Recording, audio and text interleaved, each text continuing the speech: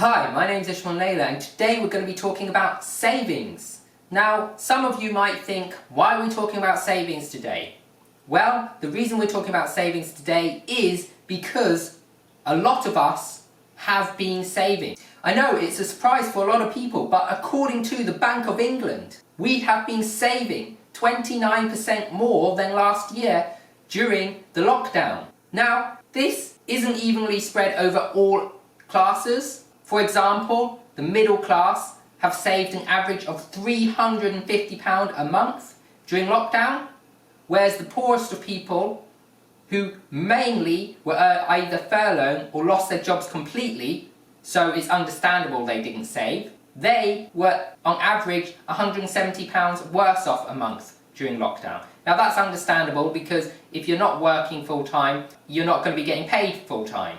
Whereas the people who were working full-time, they saved £350 a month extra to what they would normally save, and this was due to not being able to go out, not being able to spend money, socialise in pubs, go out for meals, and they went towards spending on takeaways and, as they call it, takeaway and patio heater. Why?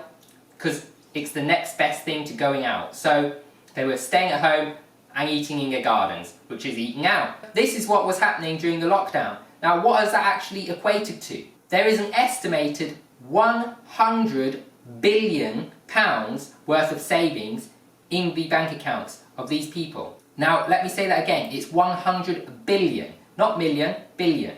So the amount of savings in the bank accounts are massive. Now, this equates to probably why the video from yesterday, they are planning on going negative interest rates, because they're trying to get this money moving. This £100 billion they're trying to get moving. What does that actually look like? The economy is accounted for 70% by regular spending. So by that money which would normally go through pubs, through restaurants, through eating out, through days out, through things which we've not been able to do during lockdown. That's 70% of the economy in the UK. So what they've effectively said is that that 70% has been shut down.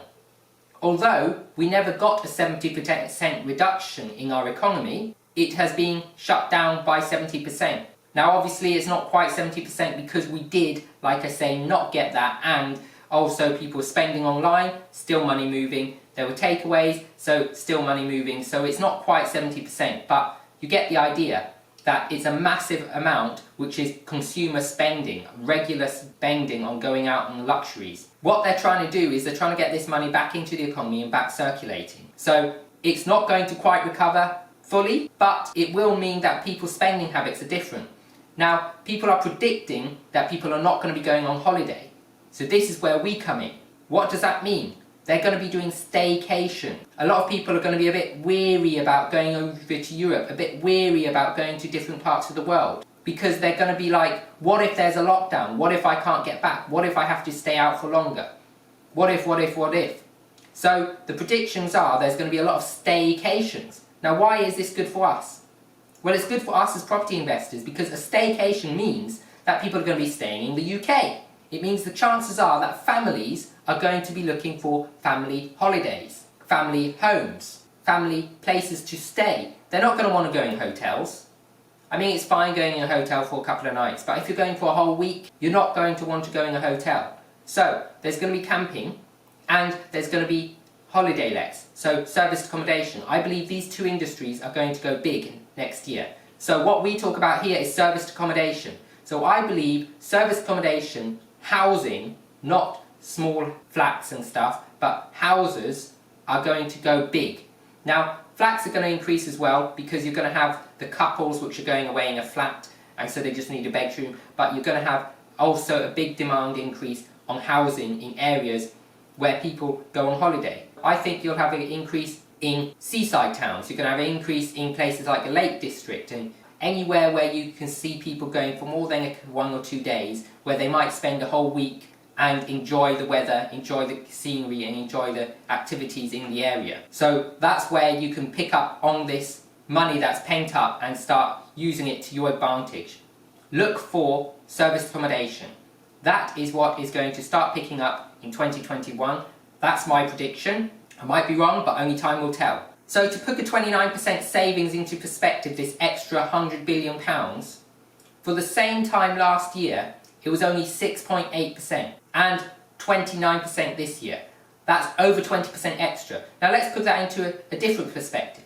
That 29% has been the highest figure in the last 27 years, with the only other figure in the 27-year period before today, so up until 1993 until today, this year was 29%. The next highest figure was not just a small amount lower, but it was actually 14.4%. 14.4%, almost exactly half of the figure saved this year. It's actually less than half of the figure saved this year. That actually means that there's a massive amount of savings waiting to be spent. And if it's going to be spent on staycations, you better be ready for it. I reckon SA's massive thing in 2021/22, they might curve off after that, but people might realise they want staycations more and they're going to use them more and more often and stay in the country more when they realise how beautiful England really is. Because all the foreigners come over here. Why do they come over here for holiday? Germans are very well known to come to England for holidays. The reason is because it's such a nice country, and sometimes we don't appreciate it because we live here. And that's why I think that you need to concentrate on service accommodation and holiday lets for the next year. If you like this video, please subscribe to my channel, whack the bell notification icon to get notified of a video coming out every day for this first week of January.